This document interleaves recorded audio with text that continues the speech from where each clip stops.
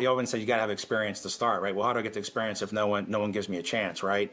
So just keep grinding until you get that chance and that opportunity, and you got to capitalize on it. If I could go back in my lifetime and say, what's a big mistake? I wish I figured this out earlier. Ask questions, ask why. It takes a special leader to help you grow in a certain role. Doesn't matter how I speak, doesn't matter how I look. And it holds true as you think big and don't let anybody stop you. Now that's a success story. Thanks for joining us on this edition of Success Stories. I'm Steve Cross, the host. Today on the podcast, we have Dan Halas, the president of Angel Care Medical. Dan, thanks for being on this morning. Thanks, Steve. Thanks for having me. Yep. So where I always like to start, how your success story, where did it start? How did you get to where you are now? Did you have that straight path where you knew exactly where you were going for the last 20 years and you got there? Or was it kind of a winding road like most people? Kind of take us through that journey. Yeah, no, I appreciate you asking. Yeah, my path getting here was very windy, if you would. Kind of had an interesting career. I started out, in college, started working for a medical supply company locally, kind of started getting that experience. And then once I got the opportunity, they put me into a sales position. So kind of started working in a couple different fields, but then ultimately I ended up into the medical field, if you would. So my path was a little non-traditional. I did not end up finishing college as well. So I was able to get my experience. I started getting into the medical field more in depth. Started working a lot of hours. They put me into more of a sales role. And then at that point, I kind of transitioned into a full-time sales role. So again, kind of bootstrapped it on the way up in the sales, learning as I went, and ultimately it's paid off for me. Yeah. When during that journey, were there people along the way or trainings that you went to, or maybe companies or mentors that you had throughout your journey that kind of propelled you or got you on the right course? Yeah, absolutely. I've had a lot of people that kind of believed in me, took me under their wing, and kind of pushed me to kind of excel and succeed in the healthcare industry. One was Tom Norquist. Also, he's one of my business partners as well now. But early on, kind of learned everyone's going to face a lot of adversity in life, and it's kind of how you handle that adversity just as you're growing up. And whether it's in your childhood, careers, trying to become an entrepreneur, you're going to face a lot of adversity. And the other thing I learned, no one's going to come save you either pretty early on. So, yeah, for sure. So when you start looking at that, you better figure it out pretty quickly. So, just getting the right chance and the right opportunity and recognizing that opportunity, that's the biggest thing. I think a lot of people don't recognize the opportunity. They just kind of let it slide or let it pass them in their career and in their life sometimes. So just taking that opportunity and realizing you got to run with it and really, capitalizing on it. I think that's been the biggest success, and having someone that's going to believe in you. You're going to make mistakes along the way, and just trying to dig deep and get through that. But again, Tom Norquist was a big one. Also early on in my career, there's another gentleman locally as well, Michael Bruno. Michael kind of took me under his wing as well. Michael's been extremely successful in multiple business ventures throughout the U.S. and internationally. And just kind of learning, getting that mentoring from just great business individuals that are just good people as well. They're going to, show you the ropes. That was, just unbelievable for me in my career personally. Yeah. You talk about those opportunities, and you probably hear the same story as I do is, people, I just want a break. I'm not getting a break. And I often think, you probably had breaks. You just weren't open to them, and you didn't seize the opportunity when it presented itself. I always feel like, you make those opportunities and you make your own good luck. And I think, with kind of your mindset and that entrepreneurial spirit, like you knew early on, you might not have wanted to be a business owner, but you knew you didn't want to be, mid-level, I assume, right? You wanted to grow to the top, right?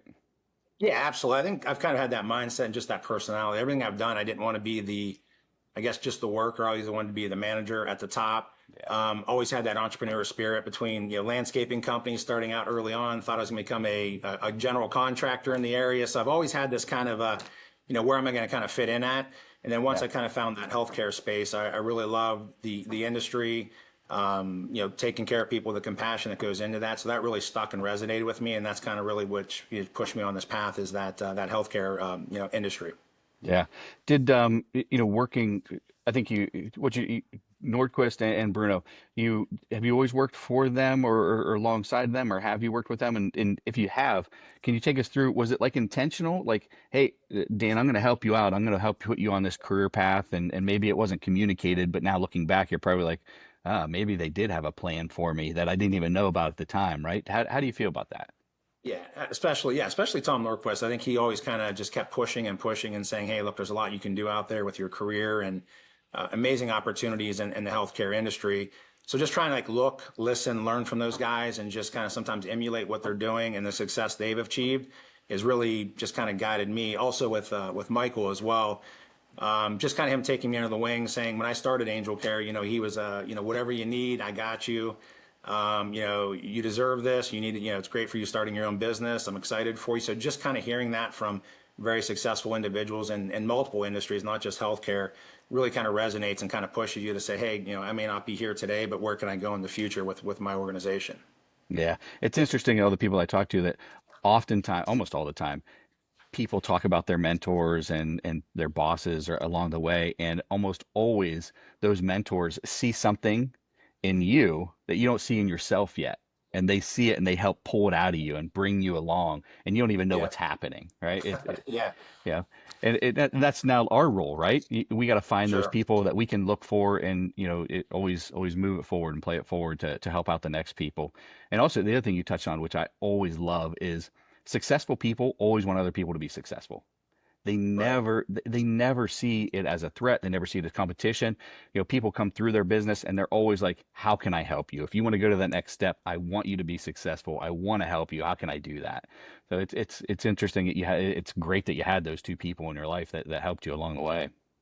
Yeah, I really think attitude and aptitude goes a long way. So, I always tell my employees now, if people recruiters aren't coming after you and other sales organizations aren't trying to hire you away from me, we're not doing the right job, right? So we want them to be industry experts. We want them to be out there kind of leading in the front of the pack, if you would. So for us, we want people knocking on their door. We want them offering them positions. And again, we hope they stick with us. But at the end of the day, we want to educate them. We want to train them. We want them to be successful for themselves and ultimately their families at some point in their career. I love that. I love that. Nobody said that to me yet, and I've never heard that. But yeah, if people aren't knocking the door down on your staff, then you're not helping them out right, right? That's a great point. Yeah, and we're a big, I would say, brand builder too. I would think not only you have your company brand or your organizational brand, but you want to build your personal brand. And I think, having a personal brand, whether it's on, social media, and that's where we live today, LinkedIn, you want to be recognized when you're in the community. Steve, yourself, you're on a lot of social media. Obviously, you guys are on billboards. You guys are, out in the forefront. And when you start getting out into the community, not only locally, but nationally, people start recognizing you, and that's important to build that personal brand as well. So I'm a big believer in that. Yeah, yeah, that's awesome. So tell me a little bit about Angel Care Medical, kind of where you're at now and what you guys do and your role there. Yeah. Yeah, Angel Care has been around 11 years. So I was just looking up some stuff prior to us getting on the podcast today. But, we incorporated our company April 1st, which is obviously April Fool's Day, a little joke, but it was 11 years ago. We incorporated the company under Angel Care. We're based out of Boardman, Ohio. We have 3 locations. So our primary location's in Boardman, Ohio. We have one service location in Avon Lake, and then we have another one in Hilliard, Ohio now. So really for us, we can service, anywhere in the state of Ohio. We're also in Western Pennsylvania, and we're pushing into multiple states right now. But Angel Care as a whole, we're the leading DME rental company in the state of Ohio. So when we say DME, it's everything from your bed frames, specialty mattresses, ventilators, CPAP, BiPAPs, all for the post-acute industry, and kind of encompassing in that post-acute industry. Really where we focus is long-term care and hospice. So that's kind of where we hang our hat in those two sectors, long-term care and hospice. They've been great verticals for us. Ohio is very, very strong with the nursing homes, having a tremendous amount of nursing homes in the state of Ohio. Also, there's a lot of hospices opening up, not only locally, but there's a lot of national companies coming in. So, for us, that's our key categories, and we're doing really well. We're growing, and we're excited where it's going to take us in the future. Yeah. So what's your day to day there look like? Are you still doing sales? You just doing leadership? You do high level strategy? Where you at now? Yeah, as a lot of the people you're going to be interviewing, you kind of wear a lot of hats, right? As you're the president, CEOs, as a startup company, whatever you want to call it, you're wearing a lot of hats. So right now, I'm still obviously leading the organization, but I'm still doing a lot of sales. I'm out on the road quite a bit, meeting with the customers. Big for us, just like a lot of organizations, we're doing our quarterly business reviews. So we got to stay up. Kind of what's happening. The healthcare industry is changing quickly. Reimbursements are getting slashed and cut. It's really affecting the seniors, senior citizens, if you would, the hospice organizations, not only locally but throughout the United States. So, really getting out in front of them, kind of figuring out what's affecting them, how it's impacting ultimately the patients and residents that they're serving, it's just going to make us, as we talked earlier, just make us a better partner for them and understand those pain points and, just try to be, make our programs fit their needs a little bit better based on constraints they're facing locally and nationally. Yeah. When you guys bring on new accounts or find new accounts, are you established enough? And I'm sure you get some inbound leads and stuff, but how you guys generating or going attacking the market?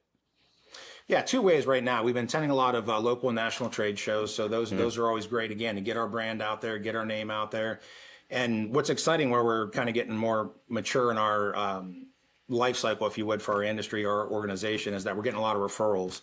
Our industry, it's kind of our competitor space is relatively small for what we do. So just doing the right thing, like we talked about, do what you say, do it with integrity, is really kind of resonating, and we're really starting to grow that way. So we've had, just in the last few weeks, we've had multiple large organizations on the long-term care side and hospice side proactively reach out to us, just stating that, hey, some of their other service providers are starting to falter, they're failing, lots of turnover in the organization. We've heard of you, we know you, my friend's using you, and in this region, and we're really starting to get those referrals coming in that way. So for us, that means everything we're doing is starting to pay off. With our marketing, attending the trade shows, we're talking about building the brand, and it's really starting to pay off for us. It feels good when it starts coming in. You have those conversations, doesn't it? Yeah, because you're out there grinding daily, trying to get those partnerships, and for us, the sales cycle is pretty long for us. It's not like you're going to run a promotion in our industry, so it could be up to 8 to 12 months by the time you get out, start speaking to them. If they decide to move forward, there's always large, not large, but a long out clause to get out of those contracts. So we're always trying to push our sales reps as well to understand that you're not going to kind of turn the spigot on overnight. You got to make sure you're just kind of pushing forward, and then eventually it's going to hit. And it takes a little while, but we're starting to see that fruit now that we've been out there pushing for a while. Yeah, it's a great long-term game, right? It's a long-term game, and you got to stay in it. Stay in it. So you touch on something that's I always use as part of my sales pitch. I say, we do this uncommon thing where we say what we're going to do, and then we actually do it. Yeah. Right. Well, that's the thing when you say that, it's just showing up. I mean, you're outperforming 80%, 85% of the people just by showing up and making that phone call. So, I mean, if we could even do that, we're ahead of, 85% of the other companies out there just by showing up and doing the right thing. And just as you said, making that extra phone call. Yeah. Yeah. So what's next for Angel Care Medical? Geographically, still trying to expand and getting into more states you alluded to? Yeah, absolutely. We're coming up in a couple months. We're going to be attending some conferences in Indiana. So really what we're looking at is kind of we would call it like a hub and spoke type business model. So right now we're the state of Ohio. We're going to be moving into Indiana. We already do a little business in Kentucky, West Virginia, Pennsylvania. And I would say our two key categories would probably be Michigan and Indiana. And we're starting to get a lot of opportunities over there now. So it's just kind of waiting for the right time to, jump in there. We would have to get another warehouse over there, but we're actively looking. So we're excited where we're going to go, but I think the company's going to start scaling relatively quickly. And I could see us in, multiple states here pretty quick. Also just on a growth standpoint, Angel Care locally, we just bought 3.5 acres here locally. We closed on about 2 weeks ago. Congrats. And we're going to be building a new warehouse, new office space. So we should be breaking ground in about 2 weeks. So that's real exciting for us. We're going to be owning the real estate as well. We formed another company to own the real estate. So the goal would be is to build our building. Obviously, we're going to lease it back to Angel Care. And then we're going to add a couple other buildings onto that we could start subleasing out. So try to push into it. We talked about other verticals. Real estate's obviously something everyone wants to get into to an extent, and that's kind of where we're going to be pushing into as well. That's awesome. It's a good feeling, Yeah, right? When you can do that, right? Yeah. Yeah, absolutely. Yeah. When we moved over and we did the same thing, I'm like, why are we still leasing when we could, let's start investing in ourselves. And we did the same thing with our last move. Yeah. Just absolutely. Yeah. It's a great feeling when you're able to do that, right? It kind of feels like a success story in itself that you got to that threshold or that milestone to be able to do that. Yeah.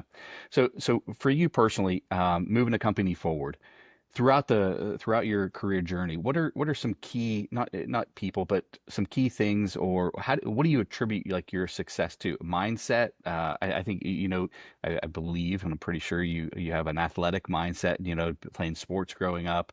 A lot of people attribute that to that and team atmosphere.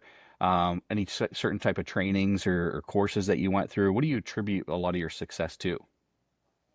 I think one of the things, it's been kind of big for me is just the way I grew up. My mom was a single mom, raised 3 boys. She just, working 2 or 3 jobs. You kind of get that grit in you. And like I said earlier, there's there's no one's coming to save you. You know, that's kind of one of the things I always believe in. So, you know, just knowing that where I wanted to go, just with my life, my career, I just think going forward, we just wanted to keep digging deep and, you know, trying to grow the organization. And that's kind of where we're at today, though. So. Yeah. Trend wise, are you guys seeing any in your industry, anybody using AI or any type of new technology that's coming in that might disrupt your space or kind of help elevate you guys within the space? Yeah, you know, I think we're going to be disrupting the space, you know, on our end, actually. We developed a software system called ACM Pro, which is Angel Care Medical. So ACM Pro, proprietary to Angel Care. So really, it's kind of like an online ordering tracking system that will be able to track all of our assets in the field for the customers of the nursing homes and hospice agencies.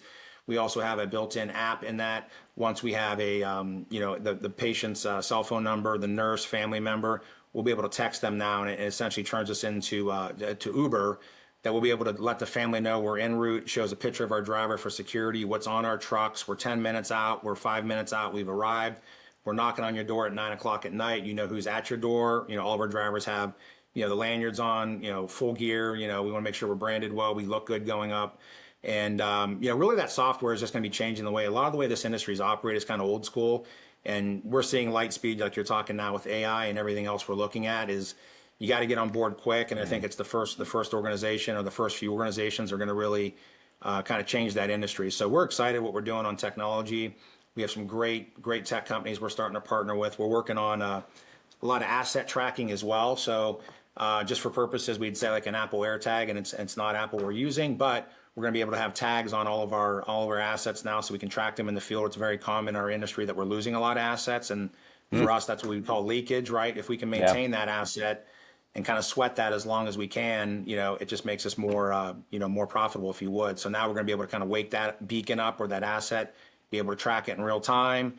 And that's going to be a big game changer for us as well, to be able to be more profitable in the future. So yeah, again, we're hanging our hat on technology, and we have a new integration with one of the largest electronic medical record platforms in the U.S. We're one of 7 companies currently that are kind of integrated with them, that will be able to take that data from the nursing home as those residents are being discharged. It's notifying us in real time that resident's either left, they went out on like a bed hold, or to the hospital. And again, it's trying to capture that billing in real time. We're stopping it in real time. We're not overbilling. You know, that ties up a lot of their staff on looking for credits and whatnot. So again, just by leveraging that technology, we're really pushing forward in our market. That's progressive. You guys, that's awesome. Good for you guys. Yes, we're excited. Yeah. I bet. What, you kind of got a rollout timeline for that?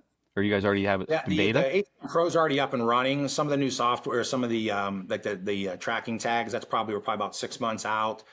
We did launch it's up and running now, but we do have some new QR codes as we scan our assets while it's out in the field. Yeah, so if a family member's having an issue, they can scan our QR code, and it's going to show them all the troubleshooting guides. It's going to show them the manuals now. And again, we want to be more proactive, right? If they can address the situation, we're not dispatching drivers out. Our organization, we're running 24/7. You know, we are doing respiratory, you know, oxygen tanks, CPAP, BiPAPs, ventilators. So for us, it's very, very time sensitive what we can do. So if that family member can kind of troubleshoot on their own, or the nurse that's out in the field or in the nursing home can troubleshoot, it's just going to resolve the issue much quicker. If not, we'll be able to come out. But again, by having QR codes that are scannable now, uploaded videos, again, all your brochures and manuals, it's just making us more efficient as we operate and move forward. Yeah, just allowing them to self-serve, right? Because if it's not there, they can't do it. But if they can't do it, you know, if they have trouble, you're still there as a resource, right, to help them out, customer service wise. Yeah, that's good for you guys. That's awesome. Great. That's so great. We're trying, man. That's awesome. What else do you guys see on the horizon, maybe for the industry wise, aside from technology? You guys see any other trends coming down the line?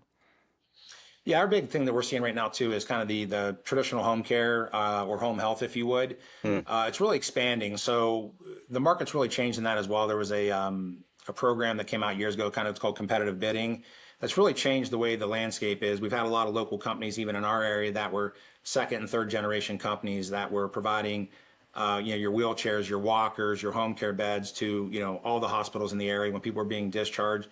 With this competitive bidding, it kind of unfortunately put a lot of those second and third generation businesses out of business. because they lost a competitive bid. That market's kind of changing back a little bit, because what happened is now no one knows has no one to service them essentially when they would need, they're getting discharged, they can't get a wheelchair, they can't get a bed. So we're getting more and more referrals coming in on that. It could be private pay, where they want to go home. Maybe they just want a wheelchair. They don't want to deal with their copay. They could just call us and start getting the wheelchairs, a lot of different devices like that. So I would say moving forward, I think the market's kind of shifting, and that home care kind of traditional, I would say home care model starting to come back, that, the communities want someone local, that we call it white glove or concierge, and they want to be taken care of, right? It's times have changed, and they want to be able to have it delivered. They want it set up, and, we're going to try to replicate that and really develop more of a concierge service that we can start delivering locally too.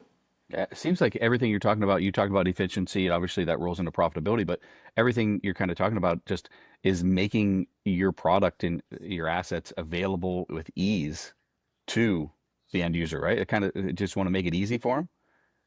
Yeah. I mean, the end that's of the the thing day. too. You got to, at the end of the day, we're working with a lot of senior citizens. They may not be, whether we say tech savvy, even though we're talking tech today, we can kind of push it down where we can, again, send somebody out if they're not able to log in through their iPhones or their phones in general. But again, technology is important to us. But with some of these new programs coming out, I think we're going to have a really strong program we're moving forward with. It's excellent. It's excellent.